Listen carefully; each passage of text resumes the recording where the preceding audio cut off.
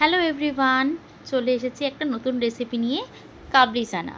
তো দেখতেই পাচ্ছ, প্রেশার কুকারে কাবলি চানা আলুটা সেদ্ধ করে নিয়েছি আর কড়াইতে তেল গরম করতে দিয়েছি।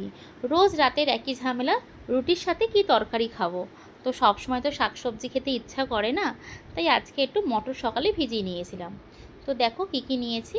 তেল গরম করতে দিয়েছি, দিয়ে দিলাম তেজপাতা, দিয়ে দিলাম শুকনো লঙ্কা, আর দিয়ে দিলাম সাদা গোটা জিরে।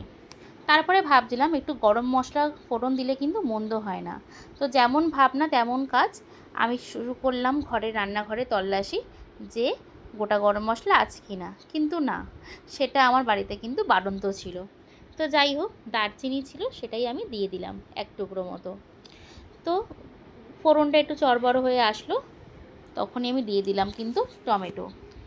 একটা টমেটোকে আমি হাফ কুচিয়ে এখানে তেলে দিলাম, আর একটা টুকরো হাফ আমি কিন্তু আদার সাথে কাঁচা লঙ্কার সাথে পেস্ট বানিয়েছিলাম। এই দেখো, এই পেস্টটা আমি দিয়ে দিলাম যাতে রঙটা খুব সুন্দর আসে, যদিও আমি এখানে কালার রঙটা আমি ইউজ করব না।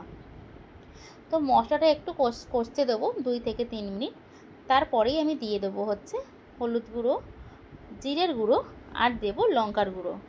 লঙ্কার গুঁড়োটা খুব সামান্যই দিয়েছি, যাতে একটু রাতের তরকারি তো একটু ঝাল ঝাল না হলে ভালো লাগে না। তো যাই হোক, এই সমস্ত মশলাগুলো বেশ ভালো করে কষিয়ে নেব। একটু কষে আসলেই আমি দিয়ে দেবো আগের থেকে সেদ্ধ করে রাখা কাবলি চানা, আলু। ও অবশ্যই নুনটা দেবো, ভুলে গেছিলাম। যাই হোক, ক্ষমা করে দিও। তো দেখো, নুনটা দিয়ে ভালো করে একটুখানি কষিয়ে নিলাম। এই কষতে কষতে যেই তেলটা ছেড়ে দেবে, আমি এখানে দিয়েছিলাম একটা ক্যাপসিকামের হাফ ক্যাপসিকাম। কেন জানি না, আমার এই কাবলি চানার সাথে ক্যাপসিকামের ফ্লেভারটা ভীষণ ভালো লাগে, যেন মনে হয় যত না স্বাদ তার সেই ক্যাপসিকামটা ইনহ্যান্স করে দেয়। তো দেখো, মশলা কষানো আমার রেডি। এবার দিয়ে দেবো আমি আগে থেকে সেদ্ধ করা আলু আর কাবলি চানাটা।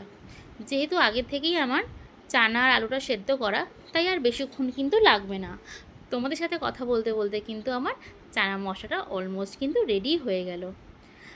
তো এবার বলে রাখি, সকলকে ধন্যবাদ যারা আমার এই ছোটো ছোটো শর্টস ভিডিওগুলো ভালো লাগছে এবং আমাকে এত ভালোবাসা দিচ্ছ।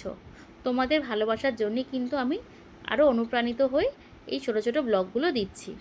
তো দেখো, কথা বলতে বলতে আমার কিন্তু রান্না অলমোস্ট কমপ্লিট। আর দিয়ে দিলাম আমি সানরাইজের শাহি গরম মশলা, যেটা তরকারিটাকে আরও সুস্বাদু করে দেবে। তো আমার হাজব্যান্ড বাড়ি থেকে চলে এসেছে, ও কিন্তু জানতো না। ওকে সারপ্রাইজ দেওয়ার জন্য আমি এটা করে ওর সামনে দিলাম, আর ওর এক্সপ্রেশনটাই বলে দেবে জিনিসটা কত ভালো হয়েছে। এর সাথে কিন্তু আমি রুটিটা রাতে সার্ভ করেছিলাম। তো এটাই আমাদের ডিনার মেনু। তো চলো, টাটা।